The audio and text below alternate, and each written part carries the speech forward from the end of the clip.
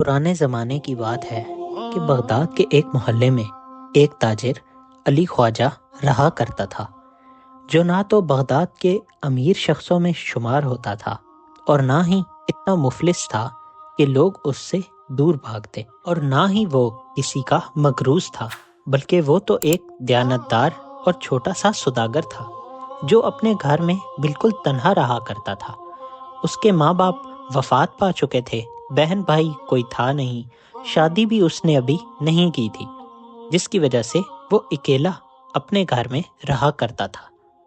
دوستو، ویڈیو میں آگے بڑھنے سے پہلے جیسا کہ آپ سکرین پر دیکھ رہے ہوں گے کہ بہت سارے لوگ ہمارے چینل کو سبسکرائب کیے بنا ہی چلے جاتے ہیں۔ آپ سے گزارش ہے کہ ہمارے چینل کو ضرور سبسکرائب کریں تاکہ ہم آپ کے لیے مزید ایسی ویڈیوز لے کر آتے رہیں۔ آپ کے تعاون کا شکریہ۔ کفایت شعری اور تنہائی کی وجہ سے اس کے پاس تقریباً 1500 اشرفیاں جمع ہو گئی تھیں، جو کہ اس کی زندگی کا کل اثاثہ تھا۔ ایک روز خواب میں اس نے دیکھا کہ کوئی شخص اس سے کہہ رہا ہے کہ علی خواجہ، تمہیں حج کرنا چاہیے، تمہارے پاس کافی سرمایہ ہے۔ اگلی صبح جب وہ اٹھا تو اس نے اس بات کو معمولی سی بات سمجھا اور نظر انداز کر دیا، لیکن دوسری اور تیسری رات کو پھر اسی خواب کو اس نے دیکھا، جس میں وہی شخص دوبارہ علی خواجہ کو حج کے بارے میں تلقین کر رہا تھا۔ تو اس نے فیصلہ کیا کہ مجھے ضرور حج کرنا چاہیے۔ چنانچہ سامان سفر درست کر کے اس نے 500 اشرفیاں اپنے ساتھ رکھیں اور باقی کی 1000 کے لیے پریشان تھا کہ ان کو کہاں رکھوں، کیونکہ اتنی بڑی رقم وہ سفر میں اپنے ساتھ نہیں رکھ سکتا تھا، کیونکہ اس دور میں چور ڈاکو اکثر قافلوں کو حملہ کر کے لوٹ لیا کرتے تھے۔ اب بھی وہ اس معاملے کے بارے میں سوچ ہی رہا تھا کہ اس کو اپنے ایک دوست تاجر کا خیال آیا جو بہت ہی نیک اور دیانتدار مشہور تھا۔ اس نے فوراً ایک گھڑے میں 1000 اشرفیاں گن کر رکھی اور اس کے اوپر زیتون کا تیل ڈال دیا، پھر گھڑے کا منہ بند کر کے اپنے دوست کے پاس لے گیا۔ سلام دعا کے بعد علی خواجہ نے اپنے سفر حج کا ذکر کیا اور گھڑا امانت رکھنے کے بارے میں اپنے دوست سے بات کی۔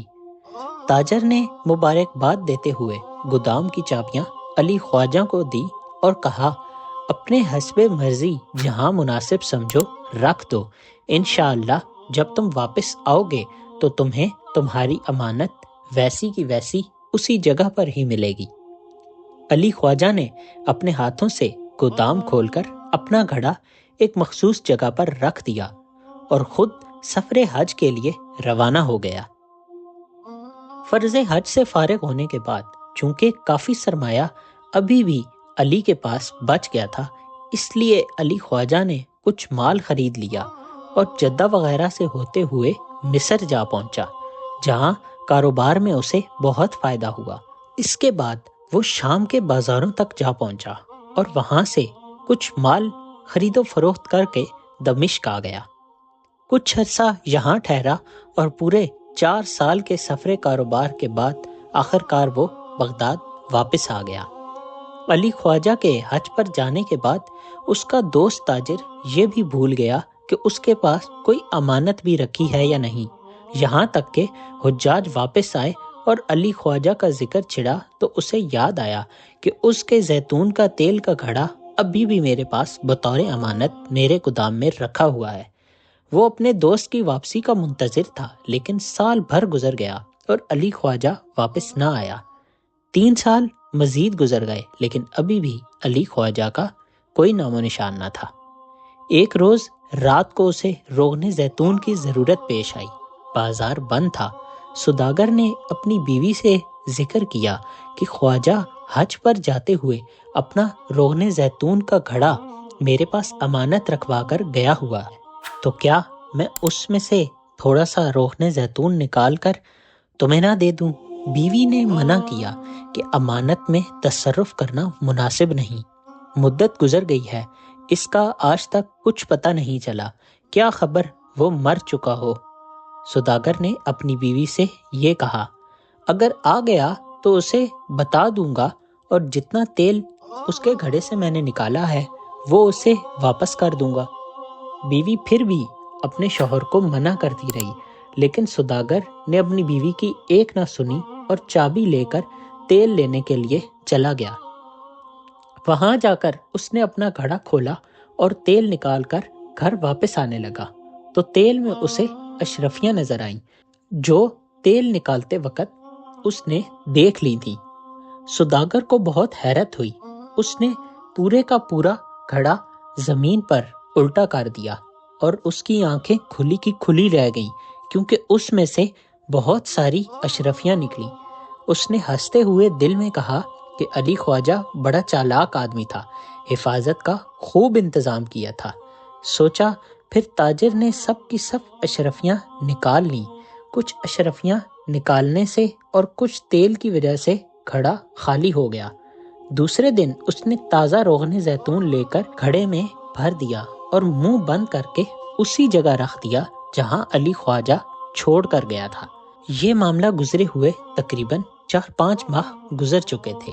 اتفاقاً اسی وقت علی خواجہ بھی اپنے سفر سے بغداد میں واپس آ چکا تھا اور ایک روز آرام کرنے کے بعد اپنے اسی دوست سے ملنے گیا جس کے پاس اس نے اشرفیوں سے بھرا ہوا گھڑا رکھوایا تھا۔ تاجر نے علی خواجہ کی بڑی آؤ بھگت کی اور حج سے فارغ ہونے پر مبارکباد دی۔ پھر کچھ دیر علی خواجہ اپنے سفر کا حال سناتا رہا کہ وہ کس طرح اور کس کس ملک میں تجارت کر کے بہت سا منافع کما کر واپس آ گیا ہے۔ جب چلنے لگا تو اس نے تاجر سے اپنی امانت کا سوال کیا۔ تاجر نے نہایت لاپرواہی سے چابیاں اسے پکڑاتے ہوئے کہا کہ جہاں تم نے وہ گھڑا رکھا ہوگا وہاں سے اٹھا لو، مجھے تو یہ بھی نہیں معلوم کہ تمہاری امانت رکھی کہاں ہے۔ علی خواجہ جب گودام میں گیا تو اس نے اپنا گھڑا پہچان لیا اور اٹھا لیا اور باہر آ کر اپنے دوست کا شکریہ ادا کیا اور خوشی خوشی اپنے گھر پہنچا۔ جب گھر پہنچ کر اس نے گھڑا کھولا اور اشرفیاں اندر سے نکالنے کا ارادہ کیا تو اس نے دیکھا کہ گھڑا کچھ خالی خالی سا لگ رہا ہے۔ اس نے یہ بھی محسوس کیا کہ گھڑے میں اشرفیہ کم جبکہ روغن زیتون زیادہ بھرا ہوا ہے۔ علی خواجہ گھبرا گیا اور الٹے پاؤں اپنے دوست کے پاس آ کر کہا، میں نے جو گھڑا تمہارے پاس امانت رکھوایا تھا اس میں میرے دوست تقریباً 1000 اشرفیاں تھیں جو کہ میں نے خود گن کر رکھی تھی۔ اگر تم نے کسی ضرورت سے نکال کر خرچ کر لی ہیں تو مجھے بتا دو، کوئی بات نہیں، جب تمہارے پاس گنجائش ہو تو واپس کر دینا۔ تاجر نے بڑی کڑی نظروں سے علی خواجہ کو دیکھتے ہوئے اشرفیوں کے متعلق صاف انکار کر دیا اور کہنے لگا، تم نے مجھ سے صرف تیل کا ذکر کیا تھا، اشرفیوں کا تو کوئی ذکر نہیں کیا تھا۔ اب تم اشرفیوں کی بات کر رہے ہو، مجھے اس بارے میں کچھ نہیں معلوم۔ علی خواجہ نے منت سماجت کی، خوشامد کی اور حتیٰ کہ دھمکیاں بھی دیں، لیکن سب کا سب بے سود رہا۔ آخر کار اس کے پاس گھر جانے کے سوا کوئی اور چارہ نہیں تھا۔ روتے ہوئے اور مایوسی کی حالت میں علی خواجہ اپنے گھر واپس آ گیا۔ اس نے سارا دن اور ساری رات غم و غصے میں گزارے۔ اگلے دن اس نے اپنے کچھ دوستوں سے اپنی تکلیف کا ذکر کیا جنہوں نے اسے کچھ تسلی دی اور اس کے ساتھ بہت ہمدردی کی۔ انہوں نے علی خواجہ کو تجویز دی کہ معاملہ اسے ضرور قاضی کی خدمت میں پیش کرنا چاہیے کیونکہ بغداد کے قاضی اس معاملے کو ضرور حل کر لیں گے۔ علی خواجہ نے آخر کار اپنا کیس خلیفہ ہارون الرشید کی عدالت میں پیش کیا۔ خلیفہ ہارون الرشید نے علی خواجہ کی بات بھرپور غور سے سنی اور اگلے روز دونوں فریقین کو عدالت میں پیش ہونے کا حکم دیا۔ اگلے روز تاجر اور علی خواجہ دونوں بغداد کے خلیفہ کی عدالت میں پیش ہوئے اور علی خواجہ نے اپنا سارا قصہ بتانا شروع کیا کہ 4 سال پہلے میں نے ایک گھڑے میں 1000 اشرفیاں رکھی تھیں اور اس کو زیتون کے تیل سے بھر دیا تھا۔ میں نے یہ گھڑا تاجر کے پاس امانت کے طور پر چھوڑا تھا کہ جب میں حج سے واپس آؤں تو پھر میں اس سے یہ گھڑا لے لوں گا۔ کچھ تاخیر کی وجہ سے میں جلدی واپس نہیں آ سکا۔ جب میں آخر کار واپس آیا اور اپنے گھڑے کا تقاضا کیا تو تاجر نے کہا کہ وہ گھڑا وہیں پر ہوگا جہاں تم نے چھوڑا تھا۔ میں نے تو اس گھڑے کو اب تک دیکھا تک نہیں ہے، لیکن جب میں نے اپنا گھڑا حاصل کیا اور گھر جا کر اسے کھولا تو اس میں سے بہت ساری اشرفیاں غائب تھیں اور گھڑا پورے کا پورا تقریباً تیل سے ہی بھرا ہوا تھا۔ قاضی نے علی خواجہ سے پوچھا، کیا تم نے تاجر کو بتایا تھا کہ گھڑے میں اشرفیاں ہیں؟ علی خواجہ نے جواب دیا کہ نہیں، میں نے اسے اشرفیوں کے بارے میں کچھ بھی نہیں بتایا تھا۔ پھر قاضی نے تاجر سے پوچھا کہ تم کیا کہتے ہو؟ تاجر نے جواب دیا کہ جب اس نے مجھے گھڑے کے بارے میں بتایا تو میں نے اسے اپنے گودام کی چابیاں دیں اور اس سے کہا کہ جہاں تمہارا دل کرتا ہے تم اس گھڑے کو وہیں رکھ دو، کیونکہ یہ ایک جھوٹا شخص ہے اور مجھے اس پر شک تھا کہ ضرور یہ واپس آ کر مجھ پر کوئی نہ کوئی الزام لگائے گا، لیکن کیونکہ اس نے مجھ سے حج پر جانے کا ذکر کیا تھا تو میں منع نہیں کر سکا اور اس نے اپنے ہاتھوں سے میرے گودام میں وہ گھڑا رکھ دیا۔ مجھے تو یہ تک نہیں علم تھا کہ وہ گھڑا کس جگہ پر رکھا گیا ہے۔ اگر آپ کو نہیں یقین تو ابھی علی خواجہ سے دریافت کر لیجئے۔ جب خلیفہ نے علی خواجہ سے پوچھا کہ تم نے کیا وہ گھڑا خود رکھا تھا تو اس پر علی خواجہ نے ہاں میں سر ہلایا اور کہا کہ جی ہاں، وہ گھڑا میں نے خود وہاں پر رکھا تھا اور اس وقت تاجر وہاں پر موجود نہیں تھا۔ خیر، اسی طرح دونوں نے اپنی اپنی صفائی میں بہت ساری وضاحتیں پیش کیں، لیکن پھر بھی خلیفہ کسی بھی فیصلے تک نہ پہنچ پائے۔ اس لیے انہوں نے عدالت کو برخاست کر کر اگلے دن دوبارہ دونوں فریقین کو جمع ہونے کا حکم دیا۔ عدالت سے فارغ ہونے کے بعد سب لوگ اپنے اپنے گھر کی طرف روانہ ہو گئے، لیکن خلیفہ ہارون الرشید ابھی بھی گہری سوچ میں مبتلا تھا۔ اس کے پاس اس کا ایک خاص وزیر آیا اور اس نے خلیفہ سے اس کی پریشانی کا سبب پوچھا تو خلیفہ ہارون الرشید نے ساری کی ساری بات اس وزیر کو بتا دی۔ جب وزیر نے یہ سارا ماجرا سنا تو اس نے خلیفہ سے کہا کہ اس مسئلے کا حل تو ہم آسانی سے نکال سکتے ہیں، جس پر خلیفہ حیران ہوا اور اس نے کہا کہ وہ کس طرح؟ جس پر اس وزیر نے خلیفہ کو بتایا کہ کل ہم ماہر زیتون کے سوداگروں کو بلائیں گے اور ان سے وہ گھڑا چیک کروائیں گے کہ تیل کتنا پرانا ہے۔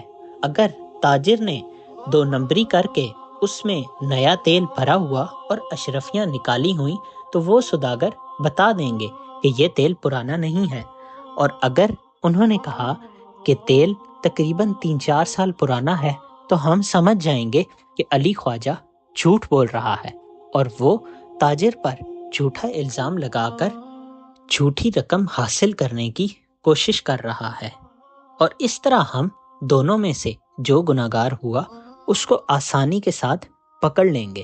یہ سن کر خلیفہ ہارون الرشید بہت خوش ہوا اور اس نے وزیر کی سمجھداری کے لیے اس کا بہت شکریہ ادا کیا۔ اس کے بعد اگلے دن جب عدالت لگی تو خلیفہ ہارون الرشید نے تیل کے بہت بڑے بڑے سوداگروں کو اپنے محل میں بلایا اور ان سے کہا کہ آپ چیک کر کے بتائیں کہ اس گھڑے میں موجود زیتون کا تیل آخر کتنا عرصہ پرانا ہے، کیونکہ یہاں پر کھڑے دونوں فریقین کے بیانات کے مطابق تیل کم از کم 4 سال پرانا ہونا چاہیے۔ تیل فروشوں نے کہا کہ ہم نے اپنی زندگی میں تیل کی تجارت ہی کی ہے اور دوسرا کوئی کام نہیں کیا۔ ہم تیل کی عمر اس کے رنگ، خوشبو اور ساخت سے پہچان سکتے ہیں۔ یہ تیل حال ہی میں تیار ہونے والے تیل کی طرح تازہ اور خوشبودار ہے۔ اس میں کوئی ایسا فرق نہیں آیا جو پرانے تیل میں آتا ہے۔ پرانے تیل میں چکناہٹ آ جاتی ہے جو یہاں بالکل بھی نہیں ہے۔ اس سے یہ ثابت ہوتا ہے کہ یہ تیل حال ہی میں گھڑے میں ڈالا گیا ہے اور یہ تیل زیادہ سے زیادہ 5 سے 6 ماہ پرانا ہوگا۔ اس کے بعد خلیفہ ہارون الرشید تاجر کی طرف متوجہ ہوا اور اس سے کہا کہ اب تم خود اس تیل کو چکھ کر بتاؤ کہ یہ نیا ہے یا پرانا۔ تاجر نے جب خلیفہ کی یہ بات سنی تو خوف کے مارے کانپتے ہوئے دونوں ہاتھ جوڑ کر اپنے جرم کا اعتراف کر بیٹھا۔ اس نے تسلیم کیا کہ اس نے اشرفیاں اس گھڑے سے چرائی تھیں، اور پھر وہ خلیفہ ہارون الرشید سے روتے ہوئے اپنے کیے کی معافی مانگنے لگا اور کہنے لگا کہ میرے بیوی بچے ہیں، میں نے غلطی کر دی ہے، لیکن مجھے کوئی بڑی سزا نہ دی جائے۔ خلیفہ نے تاجر کا اعتراف سن کر فوراً فیصلہ کیا اور تاجر کو حکم دیا کہ وہ علی خواجہ کی جتنی بھی اشرفیاں اس نے چرائی ہیں وہ فوراً علی خواجہ کو واپس دے، اور کیونکہ اس نے علی خواجہ کا بہت سا وقت بھی ان عدالت کے چکروں میں ضائع کروایا ہے تو اضافی 250 اشرفیاں دینے کا بھی حکم دیا۔ یہ سن کر تاجر روتا بلکتا رہا، لیکن خلیفہ کا فیصلہ اٹل تھا۔ دوستو، اس کہانی سے ہمیں یہ سبق ملتا ہے، جھوٹ کے سر پاؤں نہیں ہوتے۔ انسان جتنا مرضی جھوٹ بول لے اور سچ کو چھپانے کی کوشش کرے، سچ ہمیشہ سامنے آ کر ہی رہتا ہے۔ اس کے علاوہ ہمیں یہ بھی سیکھنے کو ملتا ہے کہ اگر آپ پر کوئی شخص اعتماد کر کر آپ کے پاس کچھ امانت رکھوائے تو اس شخص کو ایسے ہی واپس کر دیں اور اس میں خیانت کبھی بھی نہ کریں۔ دوستو، امید ہے آپ کو ہماری یہ ویڈیو پسند آئی ہوگی۔ ہماری ویڈیو کو ضرور لائک اور اپنی قیمتی رائے کامنٹ میں ضرور لکھیں، اور مزید ایسی ویڈیوز کے لیے ہمارے چینل کو سبسکرائب کریں۔ ملتے ہیں نئی ویڈیو میں، تب تک کے لیے اللہ نگہبان۔